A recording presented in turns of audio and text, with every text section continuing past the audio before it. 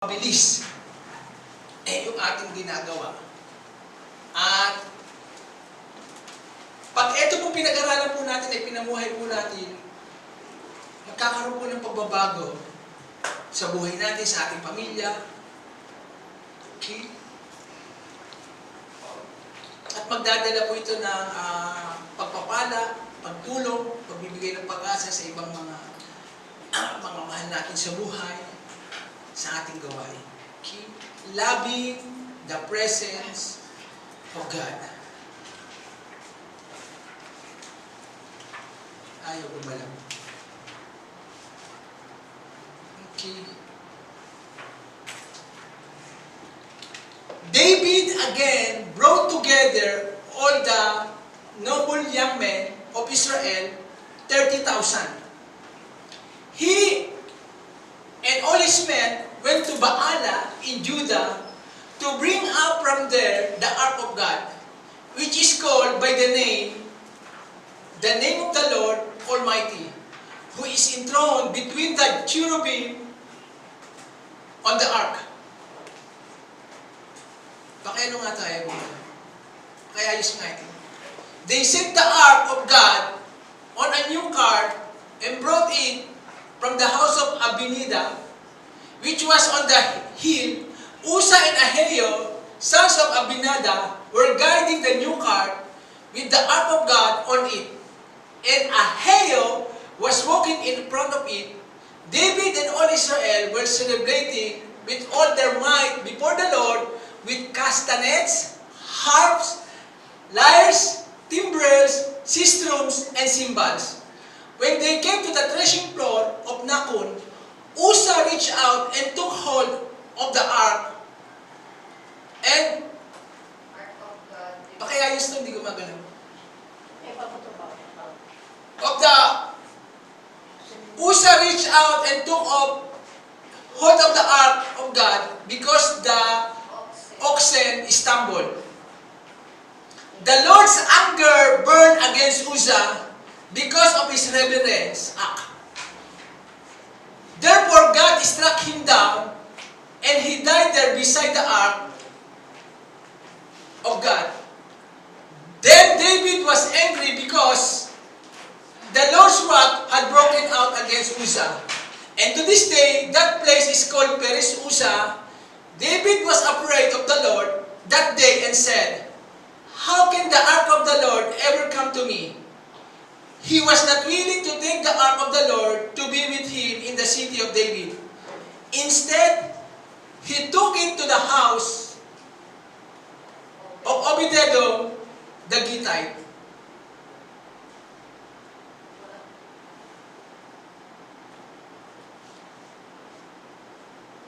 When those who were carrying the ark of the Lord had taken a step,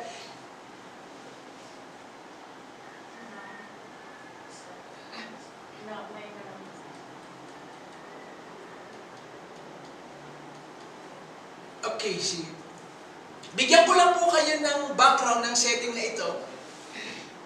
Yung Ark of the Covenant na pinagawa ng Diyos kay Moises in the book of Exodus ay nagsisimbolize ng kabanalan, ng kapangyarihan, ng provision, at ng presence ng Panginoon. Uulitin ko po. The symbol of the Ark of the Covenant is holiness of God, the presence of God who lived there, the provision, the power of the Almighty God. At ito yung pamamaraan ng Diyos para sila ay magtagumpay. Kaya sa panahon ni Joshua, yung mga priests, bago sila tumawid sa Ilog Jordan, ito ay binibitbit, pinapasan ng mga Levi sa mga saserdote lang at wala nang iba. Noong panahon kasi ng judges, ng hukom, ay natalo sila ng mga Pilisteo. Dahil sumasamba nga sila sa Diyos-Diyosa, nagre-rebelde sila, tumalikod sila sa Diyos, hindi sila hindi sila sumusunod sa Panginoon. Napapagtagumpayan sila ng Pilisteo. At Covenant. Eh, hindi naman nila alam kung ano yung gagawin sa Ark of the Covenant. Wala silang kaalam-alam doon. Kaya, nilalagay nila ito sa kariton, sa Ark. At dinadala nila sa templo. Okay? Sa templo nila. Dito sa 1 Samuel chapter 5, verse 4,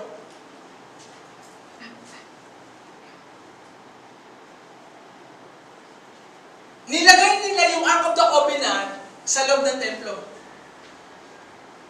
Kaya lang, kinaumagahan, pagising nila, natumba si Dagon, yung malaking rebulto na yan. Okay? Sa 1 Samuel chapter 5, verse 4, but the following morning when they rose, there was Dagon falling on his face on the ground before of the ark of the Lord. His head and his hand had been broken off and were laying on the threshold. Only his body remained. Okay? Ganun pinakita ng Diyos yung kanyang kapangyarihan. Na yung malaking rebulto na yan, na kanilang sinasamba, mga Diyos-Diyosan, si Dagon, at marami pa yan na kapag nilalagay yung Ark of the Covenant, bumabagsak. Kinaumagahan nakita nila na ay nakahandusay na yung rebulto nila dahil yung presensya ng Diyos ay nasa harapan ng rebulto na yon. Kaya ang ginawa nila, inalis nila sa templo yung Ark of the Covenant. Sinakay nila sa kariton, natatakot sila eh. Nanginginig, they are trembling with fear. Sinakay nila sa kariton na may kalabaw, may baka, at kung saan na lang abutin yung kalabaw, yung baka, doon na lang yung Ark of the Covenant. Hindi na nila pinapansin. Kaya in the book of Psalms, nandoon ito sa maisan, sa palayan. Wala nang nakikialam. Nung nabalitaan ito ni David, gusto niyang i-restore yung presensya ng Diyos, yung worship, sa Israel, ay kinuha niya yung Ark of the Covenant. Yun po yung background, yung setting ng pag-aaralan natin. Kaya tinipon niya lahat yung mighty men niya in 1 Samuel chapter 6 verse 1, about 30,000 na mga mighty men, mga warrior, at meron silang, they are rejoicing with trumpet, with cymbals, lahat. Okay? At nagbabiyahe sila. Okay? Eto. Nakakailang kilometro na rin sila. Nagkakasayahan sila. Ang dami. Just imagine 30,000 na mga tao. Puno-puno ng kasayahan yung atmosphere na yon. Kasi ang sabi ni David, kapag nadala ko ang Covenant sa city of Jerusalem, mabe-bless ang buong syudad, ang buong bayan namin, magtatagumpay kami sa anumang mga kalaban ng Palestine. Yun ang nasa puso, yun ang desire ni David. Kaya nga lang, may trahedyang nangyayari na habang nagtatravel yung cart, doon sa malapit sa mga batuhan, natapilok, may nagulungang tipak ng bato, at syempre, si Usa, may malasakit na babagsak yung Ark of the Covenant eh. Inalalayan niya na hindi mahulog, hindi mawasak. Kaya lang, nagalit ang Diyos. Inistruct si Usa at siya ay namatay on the spot. Naging, yung malaki nilang kasayahan, yung malaki nilang rejoicing na celebration, nagkaroon ng kalungkutan. Kasi may bangkay eh. May namatay. Si Usa, hinipo lang ang Ark of the Covenant. Maganda naman ang motibo niya. Para hindi mabagsak, hindi magalusan yung Ark of the Covenant. Ito ay pagkakamali ni David. Kasi hindi niya masyadong alam pa kung paano alagaan, proteksyonan yung Ark of the Covenant. Ginaya niya lang ang pamamaraan ng Pilisteo. Yung Ark of the Covenant kasi, hindi sinasakay sa kariton. Mga Pilisteo yung pamamaraan yan. Mga worldling pamamaraan. Okay? Kaya tayo nga, kapag alam na natin yung presence ng Panginoon, hindi na tayo nakikinig o kumakanta ng mga worldly song, mga ano yan, mga kart yan, na mga worldly na ginagawa. Pati etong mga instrument natin, dahil dinedicate na, inanag natin ito sa gawain ng Panginoon, bilang proteksyon, ay hindi natin pinapagamit itong mga instrumento natin, yung gitara natin, lahat yan, nakasanctify yan sa gawain ng Panginoon. Okay? Hindi ginagamit yan sa mga worldly thing. Kaya nga, ang mga instrument, hindi pinapahiram kung kani-kanino. Baka gamitin sa worldly song. Okay? Kung ano-ano kinakanta. Alam na natin yung mga kanta ngayon, yung mga wala namang kabuluhan. Okay? Hindi naman nakakatulong sa ating paglago. Isa pa, yung Ark of the Covenant, ang dapat humawak lang ay mga priest, mga Levite. In the books of, tinuro yan in the book of Exodus and Leviticus. Mga piling-pili lang. Sa 12 tribes, only Levites are responsible for carrying and protecting the Ark of the Covenant. Si Usa, hindi naman siya Levita. Kahit maganda ang kanyang motibo, pero mali ang kanyang pamamaraan, yung kanyang method, sa galit ng Diyos, namatay siya. Okay? Kaya si David, na-discourage siya, nagalit siya. Sabi niya, paano na yung plano ko na mabless yung buong Jerusalem? Kung eto naman, nagkaroon ng trahedya, ng disaster, may namatay, nagkaroon ng kalungkutan. At napabalita yan sa buong Israel, pati sa karating bayan. Ang pagkakamali pa kasi ni David, sa First Chronicle, may kaparehas na istorya yan, ay sumangguni kasi si David sa mga commander niya, sa mga general niya, at saka sa assembly ng mga taong bayan. At napakaganda naman pakinggan, kasi nga dadalhin yung Ark of the Covenant sa city, maganda naman yung motibo. Ang pagkakamali ni David, sa tao siya sumangguni. Sa idea, sa opinion, hindi sa Diyos. Hindi pa niya nga alam masyado yung mga pamamaraan ng Panginoon. Kaya nga tayo, nilalaliman natin ang pag-aaral ng salita ng Panginoon kung paano natin mamahalin, iingatan, aalagaan ang presensya ng Panginoon sa buhay natin. Kasi sa panahon natin ngayon, hindi na tayo pumapasan o nagdadala ng Ark of the Covenant. Tayo na mismo ang carrier ng presence ng Panginoon. In the book of Corinthians, you are the temple of God. The Holy Spirit, the presence, the anointing, the glory of God is abiding on us, inside of us. Hindi katulad sa lumang tipan, kailangan ay Levita lang ang magpapasan, individual lang ang pwedeng mag-minister, mangalaga at magbantay. Pero sa atin, we are living under the grace, under the covenant, mas mainam, mas maayos, individual, pwede na sa ating tumira ang presensya ng Diyos, ang kaluwalhatian ng Diyos, at ang kapangyarihan ng Diyos. Kaya nga, in the book of Acts, si Peter, yung mga may sakit, sa Jerusalem, mga pilay, mga lumpo, mga bulog, tamaan lang ng anino ni Peter. Just imagine, tamaan lang ng anino ni Peter, gumagaling. Nahihil sila. Kasi nga, yung shadow lang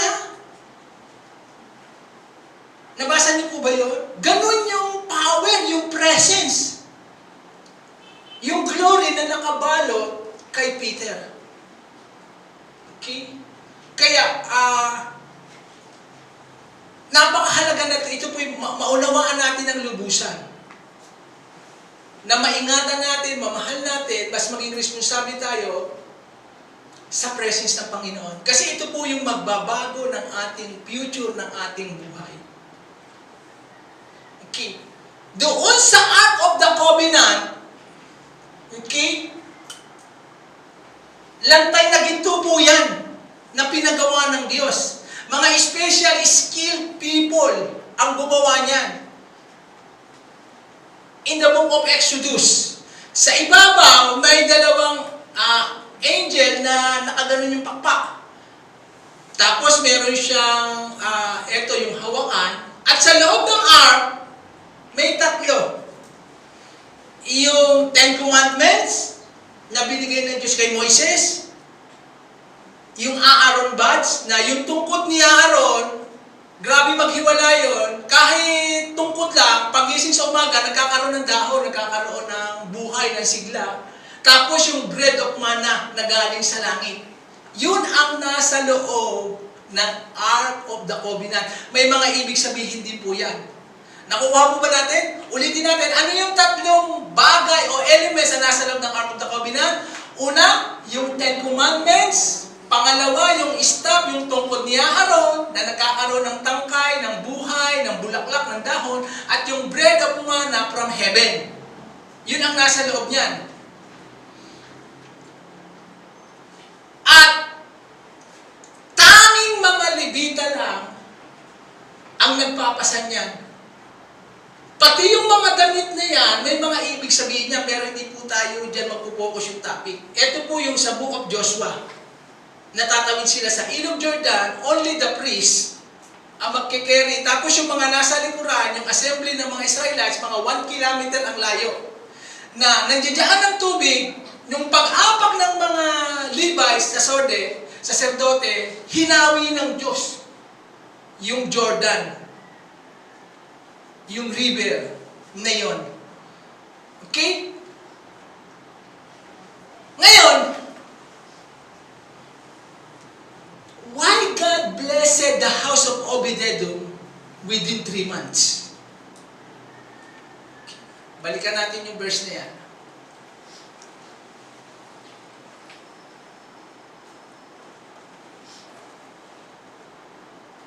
Okay.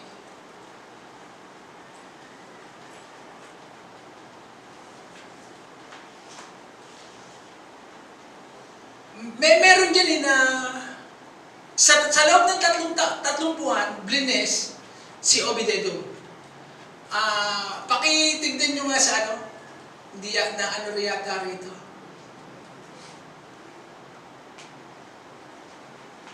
First Samuel chapter 6, verse 10. Yung kasunod niya, pakitignan nyo nga habang binabaliwanag ko na wala yata rito. Pakihanap mo nga, Joy. First Samuel chapter 6, verse 10. May isang slide na nawawala. Okay. Chapter 11, na yung Ark of the Covenant ay napunta sa bahay ni Obed-Edom. Okay? At maari kasi ganito ang nangyari, nung nabalitaan niya ni Obed-Edom, siya ay nag-volunteer. Kasi na-discourage na nga si David na dalhin yung Ark of the Covenant sa city of Jerusalem. Marahil, sabi ni Obed-Edom, nilapitan na si David, sabi niya, mahal na hari, kung pahihintulutan niyo po, doon na lang sa bahay ko, dalhin pansamantala ang Ark of the Covenant. Kasi alam niya ang pamamaraan, alam niya ang gagawin, responsable siya, at isa siyang Levita. Kaya nagmungkahi siya, nandiyan na, hanapin niyo na lang sa Google, 1 Samuel chapter 6, verse 11. Okay?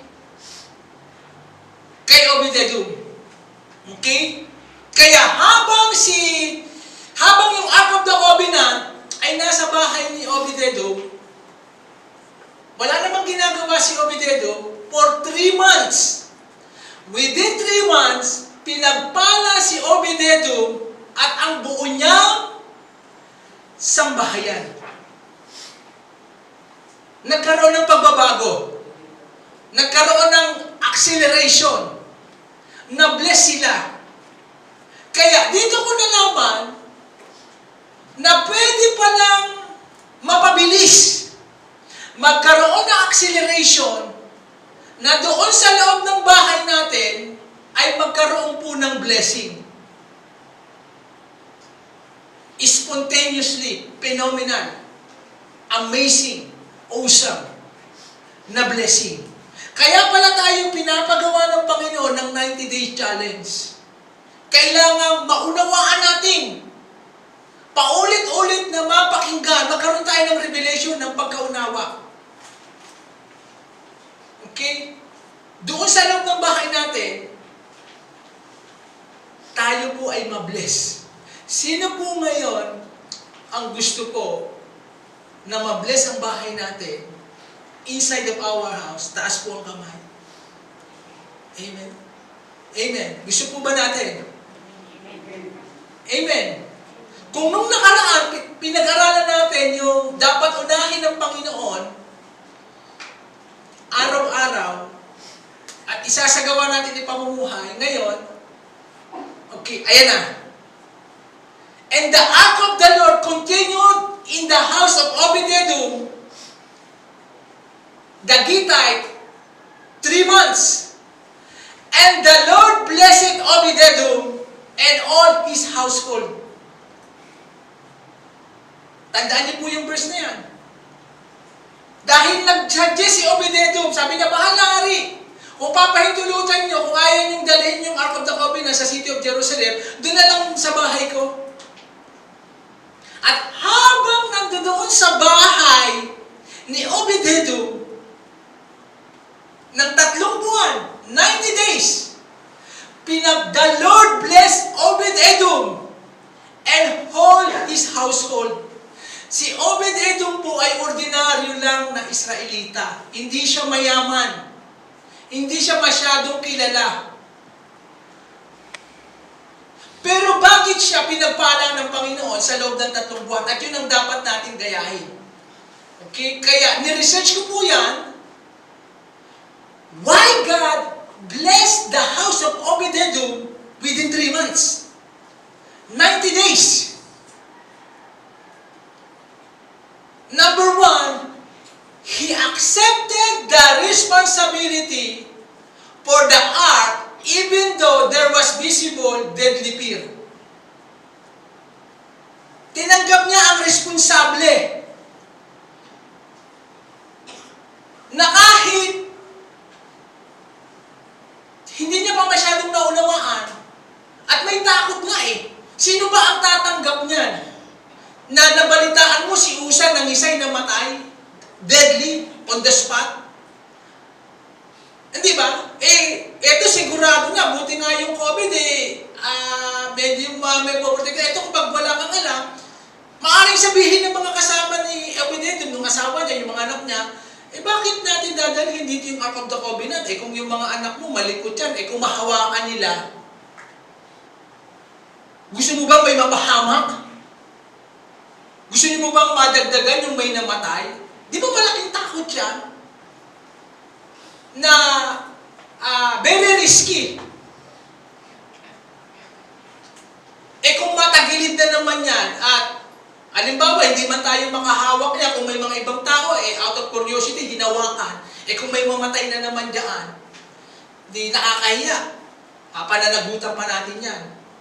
Kaya, si Obed-Edom, responsable siyang tao na pwedeng pagkatiwalaan ng Diyos ng kanyang presensya, ng kanyang kabanalan, ng kanyang kapangyarihan, ng kanyang kalwalhatian. Yun ang kailangan po natin para ma-bless po tayo. Mapagkatiwalaan po kaya tayo sa kaluwalhatian ng Diyos, sa kabanalan ng Diyos. Kaya nga sabi niya, be holy because I am holy. Si Obed-Edom ganun siya. Tinanggap niya yung responsable. Sinabi niya, ako pong bahala dyan. Puproteksyonan ko po, iingatan ko, ako pong bahala dyan. Walang mamamatay. Tuturuan ko yung buo kong pamilya kung paano mahalin ang presence ng Panginoon. Kasi nga, Levita siya, may knowledge siya sa history. Alam niya ang Book of Moses. Okay? Kaya, talagang pinupus sa atin ng Panginoon na bawat bahay magkaroon ng 90-day challenge for 3 months. Okay? Yung family altar na tinatawag natin. Halimbawa, paano pasok kung ako mag-isa lang, makijoin sa mas malapit na bahay. Kailangan may isang mamumuno na katulad ni Obed-Edom. May magiging leader sa isang bahay. Eh, sabi naman ng Bible, may 2 lang o 3 nagkatipon, andiyan ang Diyos sa kalagitnaan. Nagagawin ito gabi-gabi, araw-araw. Nakapokus, walang absent. Tuloy-tuloy, 90 days. Responsable. Magme-major tayo sa major. Sinisingle out na tayo ng Panginoon. Okay? Kaya kailangan ang mga parents, ang mga magulang ay responsable. At saka ang mga magulang nga, i-enjoy natin yung mga anak natin habang maliliit pa sila na nasa bahay natin. Kasi kapag may mga pamilya yan, lalo nang hindi na sila bubukod na yan, mamubuhay na sila, eh mas lalong mahirap nang i-enjoy yung company nila. Okay? Nakukuha po ba natin? Dapat gabi-gabi meron. Kaya po ba natin? Gabi-gabi may maglilid sa loob ng bahay for 90 days, 3 months. Aalagaan mo yung presence ng Panginoon. Siyempre, magkakaroon muna yan ng mga spiritual cleansing. Magkakaroon ng house cleansing. O kung may mga rebulto pa tayo sa bahay, may mga dagon pa tayo, o kung ano man yan, mga inukit na bato, na kahoy, kailangan magkakaroon muna ng spiritual cleansing. Hindi pwedeng magsama ang dilim at saka liwanag. Hindi tatagal si dagon sa presence ng Panginoon. Iaayos natin, isiset natin in order yung ating bahay, yung ating buhay, para yung presence ng Panginoon manahan sa loob ng bahay natin. Kasi kapag nandiyan ang presence sa loob ng bahay natin, mapayapa, maayos.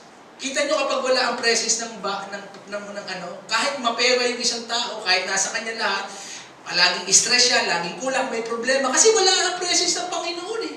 Si Dagon ang nagahari, mga demonic. Kaya alisin muna yung mga hindi nakakalugod sa Panginoon. House cleansing.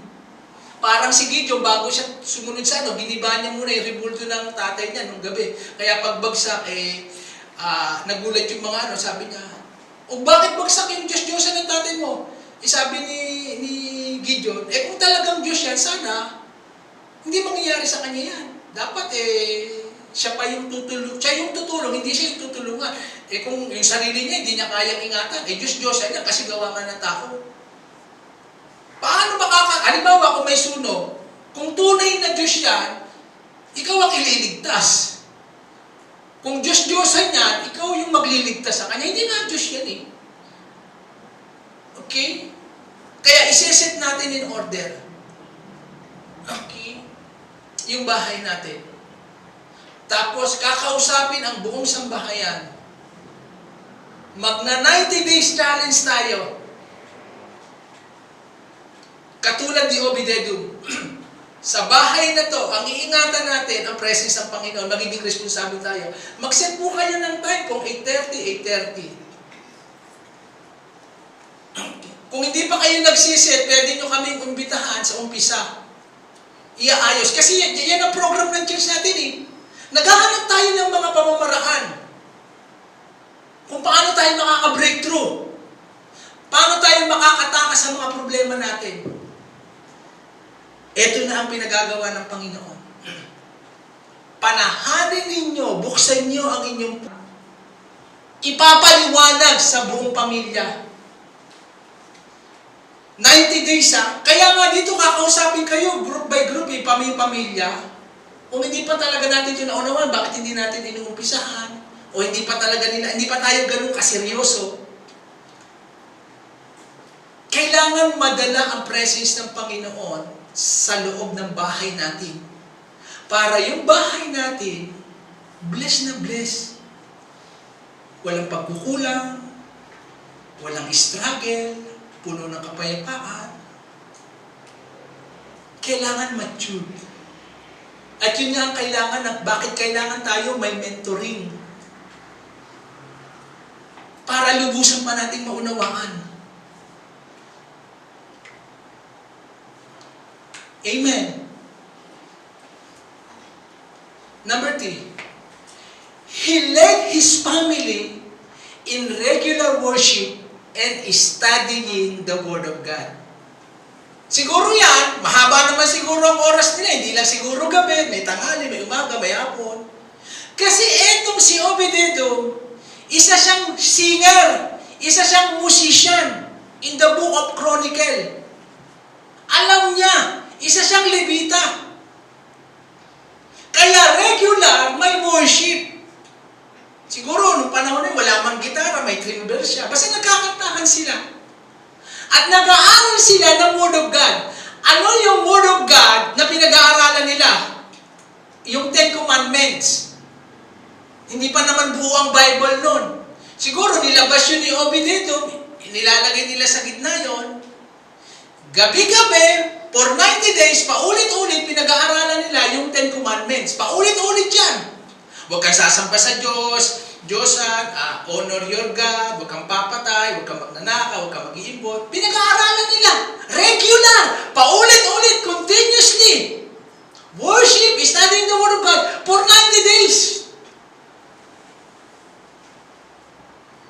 Kaya, kailangan mabago po yung atmosphere, magkaroon ng change climate. Lifestyle sa loob ng bahay natin. Okay? Yan ang gagawin natin. For regular, 90 days. Kaya nga kailangan i-mentor talaga po kayo. O kung hindi nyo pa nagagawa, imbitahan nyo po kami. Kahit buong pamilya namin, pupuntahan po namin kayo, schedule po namin kayo, isi-set up kayo kung paano nyo gagawin ng tama. Kung paano nyo ginagawa. Iaayos po natin. Regular dapat yan. Dapat nandoon sa puso natin yung kauhawan, yung kapanabika. Uy, ayan na, mamayang gabi ha. 8:30, sa amin 8:30. Kaya nga dito, kailangan yung time management mo. Yung priority. Ano ba priority natin? Saan ba tayo nagme-major? Okay. Hindi lang puro pera, pagtatrabaho. Hindi lang tayo dyan nabubuhay. And yet, wala tayong regular na pagbabasa ng Bible, paano mag-worship. Ngayon, kaya nga may mentoring nga po, ituturuan kayo, dapat tayong lahat ng mga Kristiyano, araw-araw nagdi-devotion. Kita niyo po yun, yung ginawa sa atin na 90 days. Nakakamada na. Di ba? Bible reading, meditation, nakasalansam na nakaayos na. Gagawin na lang. Nakukuha po ba natin? Kaya dapat may regular. At sa pagsunod sa Panginoon, may tatanggalin ka. May aalisin ka. May babaguhin ka, may aayusin ka. Kaya kung gabi-gabi, regular, ang habit natin, manood lang ng TV, sumubaybay ng mga ganyan, nagkikwentuhan lang, nag-uusap-usap lang din, magpapahinga, magtutulog, iaayos niyo po yan. Okay? Mamimili talaga tayo. Kasi nakakapagod na rin yung puro pakikinig ng balita, yung puro tayo pleasure, entertainment, and then hindi tayo nakaka-penetrate. Hindi tayo nakakausad. We always struggle. Okay? Kailangan tayo lumalago. Lumalalim. Yung regular worship. Hindi naman tayo nilikha lang ng Panginoon para kumain, matulog, mag-aral, magtrabaho, puro pagkita ng pera. And yet we neglect the regular worship and studying the Word of God. Mag-major tayo sa major. Kaya yan po ang purpose ng mentoring. Kaya nga dito po sa church natin, parang ako po yung nagli-lead si Obededum. Na pinamumunuan ko kung paano natin mahalin ang presence ng Panginoon, paano tayo mag-mature. Kaya ako po ay nagdesisyon. Ang tagal ko na po ngayon, hindi nanonood ng balita, mga action movie, dati gustong-gusto ko yan. I decided, sa dami ng gagawin ko, kulang ang oras. I train myself harder. I discipline. Kasi sa laki ng vision eh. Sa laki ng lalakaran eh. Bilhin mo yung vision ko, yung pangarap ko, I traveled in every country and preaching the Word of God. Pati English mo ngayon, nag-aaral ako. Sa online, YouTube. That is my happy hour. Studying how to be fluent, the easiest way to learn more, to speak English, and to improve my communication skill. Kasi kung hindi, baka hanggang salita lang yung pangarap na yan. Pero yung talagang gagawin, hindi. Kaya I prepared myself. Kaya sa atin po may tatanggalin po kayo ng mga habit, titibagin ninyo, aalisin nyo, mamimili kayo. Kaya kung kakausapin niyo yung mga pamilya nyo, mamimili tayo, blessing ng Panginoon o struggle. Kasaganaan o lagi kakulangan. Promotion o demotion. Kaguluhan o kapayapaan. Tanggalin natin to. Ipalit natin ito. Let's prioritize the regular family worship. Tapos mag-imbes po kayo. Kailangan dyan, bawat ano sa inyo, may matututong mag-gitara. Kung wala man gitara, may magpapaawit. O kaya may pakikinggan kayo. Amen? Para mabuhay tayo sa bukas na langit. Regular. Biray mo, bago ka matulog, nag-worship ka, tapos laman-laman ng isip mo, Word of God. Dati, bago ka matulog, mga problema, mga babayarin, mga kulangan, mga stress, dala-dala mo yan sa pagtulog mo. Pag-gising mo, andyan na naman yan. Hindi natatanggal yan. Ganun na naman yan. Everything. Kaya papalitan natin lahat. Isa sa ayos natin. Amen. Amen. Tapusin na po natin ito. Makatakas tayo sa ganong sitwasyon. Mag-level up po tayo, mag-mature po tayo. Kaya nga nung kinenta ko nga po yung oras ko, I repent before God. Doon, ang dami ko pang nasayang ng oras. Kasi noon, umaabot ako, noon okay naman ako nakagawa na ng nag-aaral naman. Pero minsan, nagpupuyat ako, nanonood ng action movie. Biruin mo, minsan, inabot ako ng alas 11 ng gabi. Okay naman. Okay naman siya. Pero, sa laki nga ng lalakaran sa harapan kailangan ng malalim na commitment. At saka nare-realize ko, yung mga anak ko, kilala yung mga pero yung Word of God, di nila kilala. Ngayon, katulad niyo, si Obededum, ngayon lang natin ito napapag-aralan ng gusto. Ngayon, nilalaliman ko. Parang ginto yan Di ba si Ate Liga nag-uhukay ng ginto, nilalaliman nila yung pag-uhukay. Hindi sila papayag hanggang hindi na nauhukay yung ginto. Kaya every night, iset nyo po, kung wala kayong kapartner dun sa may malapit, kung paano nyo uumpisahan, just invite us. Buong pamilya kami pupunta na, ituturo po namin sa inyo.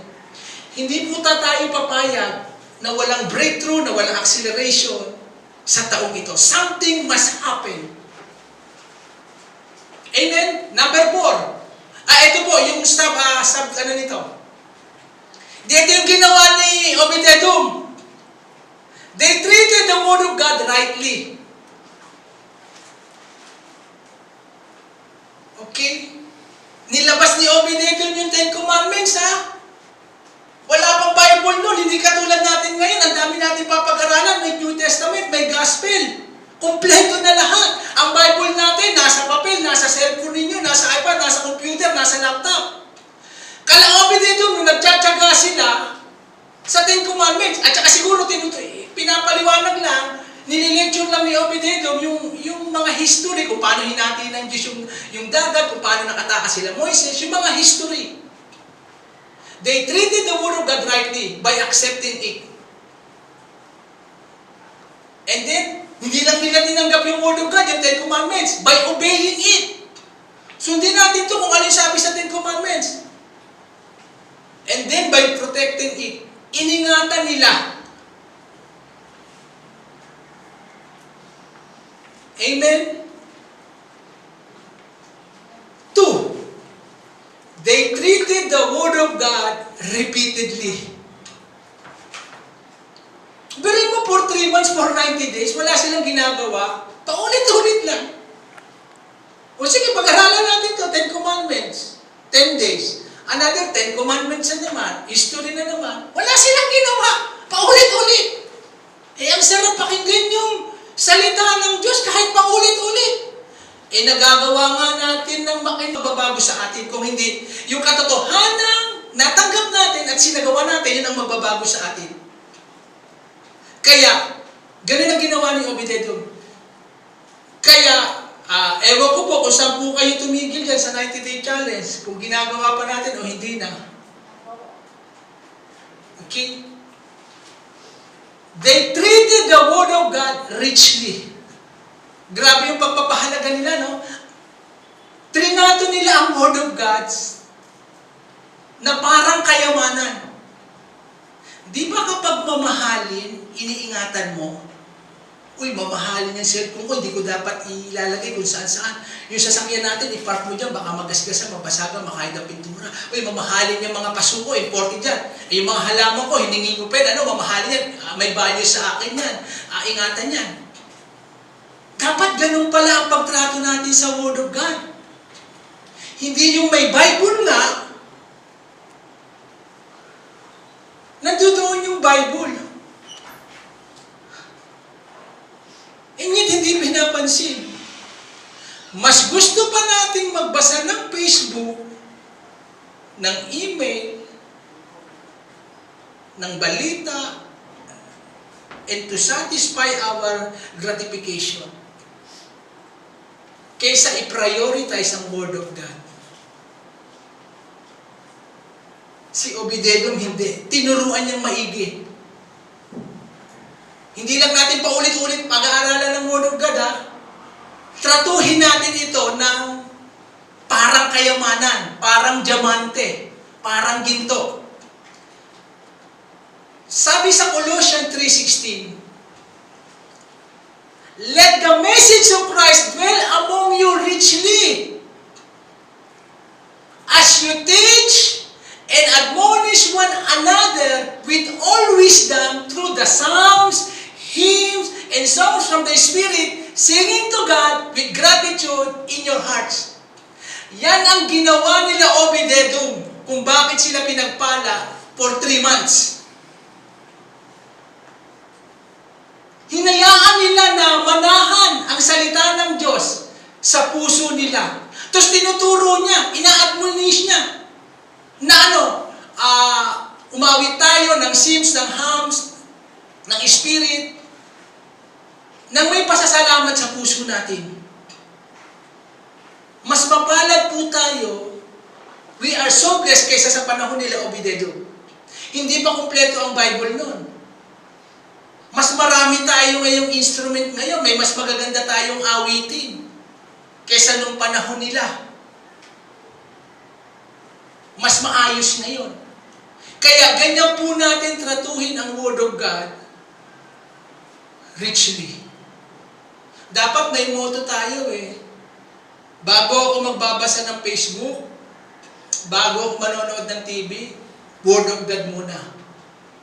Magme-major ako. Uunahin ko ang Word of God. Tratatuhin ko itong kayamanan. Kasi ito yung magbabago ng buhay ko. Dito ako kukuha ng kalakasan. Dito ako kukuha ng direksyon. Dito ako magkakaroon ng wisdom. Maray mo. Kaya nga sabi sa Proverbs 9 verse 9, turuan mo yung matalino, lalong tatalino. At tayo kahit mababa ang aral natin, kahit wala tayong mga PhD, mga doctorate, ang salita ng Diyos magkakaroon sa atin ng knowledge at pag pinabuhay natin, magkakaroon tayo ng wisdom. Kaya napakaganda po na ginagawa natin ito, yung family altar. Gabi-gabi. Pastor, paano? Paano gagawin? Sino maglilid? Kaya nga may mentoring, mamaya po walang, kaya natin in-adjust po yung gawain natin, alas 9 na po yung gawain natin. Tapos may mentoring po mamaya. Kasi ano ang benefits natin kung nalaman natin yung maganda pala ito, kung hindi naman kagad na i-apply, hindi na isa sa pamuhay. Hindi tayo nagkakaroon ng change life. At dahil hindi nababago yung ating buhay, hindi nababago yung ating sitwasyon. Amen. Kaya tayo, nag-aaral ng salita ng Diyos, hindi lang para sa atin, pinapasa natin sa ating iba, sa mga anak natin. Amen? Number 4, malapit na po ako matapos. He used his talent as a player of instrument to inspire his family to praise God. Dahil si Obed-Edom ay isang musician, yung talento niya na mag-play ng instrument, in-inspire niya ang kanyang pamilya na mag-awit, magpuri sa Panginoon gabi-gabi. Number 5. He was a great visionary leader. He saw an opportunity for God's blessing with art in his house. Visionary si Obed-Edom. Sabi niya, opportunity ko ito. Kapag nadala ang Ark of the Covenant sa bahay ko, yung blessing aapaw. Yung blessing hindi titigil sa loob ng bahay ko. Hindi niya ito kinatakutan. Sinamantala niya ito. At alam niyo po, si Obed-Edom ay nakilala sa buong Israel. Kasi may nakabalita eh. Yung blessing na yon visible. For 3 months habang nasa bahay niya yung Ark of the Covenant, visible na ikita ng mga kapitbahay niya. Kaya nga nakarating kay David eh. Sabi ng mga tao, mahal na hari, meron pong magandang nangyayari sa bahay ni Obed-Edom. Ano yun? Sabi ni David, habang nandoon po yung Ark of the Covenant, grabe, pinagpala ng husto si Obed-Edom. Hindi lang siya, pati mga anak niya, mga kamag-anak niya. Natuwa kaagad si David. Kaya ang sabi ni David, pinuntahan niya kaagad si Obed-Edom. Sabi niya, Obed-Edom, ayokong ikaw lang ang mapagpala. Dadalhin na natin ang Ark of the Covenant sa city of Jerusalem para hindi lang ang bahay mo ang mapagpala, ang buong bahay sa city of Jerusalem ay managana, hindi tayo maging talunan, madala tayo sa pagtagumpay, may favor tayo, mabuhay tayo sa bukas na langit, at ang Diyos po ay maging kalugod-lugod sa atin. Kaya dadalhin po natin ang presence ng Panginoon sa loob ng bahay natin. Tignan niyo po ang future natin. Tignan niyo po. Kaya yung sinasabi ko po, na yung vision ko, yung pangarap ko, na ang bawat pamilya sa atin magkakaroon ng business, may sarili kayong sasakyan, may pera kayo sa bangko, Hindi na kayo ang mangungutang, kayo ang magpapautang. Pwedeng mangyari. Amen. Amen. Paano? Kung nagawa ng pastor, pwedeng mangyari. Pwedeng i-multiply, pwedeng ipasa. Tignan po natin yung future natin. Tinitignan ko ang future ko, pumupunta sa ibang churches, nagtuturo sa mga foreigner. Tinitignan ko ang church natin, pinagpala, may sasakyan tayo na van. Hindi surplus, hindi second hand. Gusto ko brand new. And I travel around the world teaching the goodness, the blessing of God. Yan po, tinitignan ko po yung future ko. Yan po yung visionary leader. Nakatingin ka sa hinaharap mo, kaya excited ka palagi. Amen. Amen. Number 6, he led his family to the holy presence of God. Bilang ama, bilang tatay, siya ang nanguna. Dadalhin ko kayo mga anak sa presence ng Panginoon. Kaya napakalaki ang role ng mga tatay sa church. Kaya nga pati sa tatay may mga